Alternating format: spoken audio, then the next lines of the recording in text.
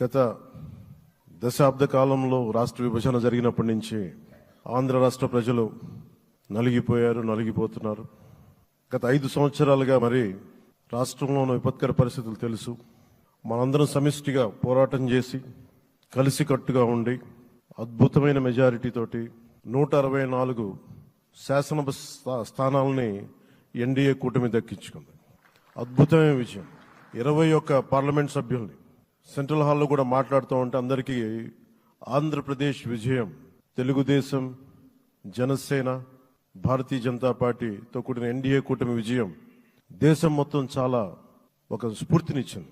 ప్రతి ఒక్కరి విజయాన్ని వారి వారి రాష్ట్రాల్లో ఎలా దీన్ని ముందుకు తీసుకెళ్లాలి, ఒక్క ఓటు చీలకుండా అలయన్స్ అంటే ఎలా ఉండాలి అనేది మన ఆంధ్ర ప్రాంత ప్రజలు మనందరం కలిసి కట్టుగా చూపించాం.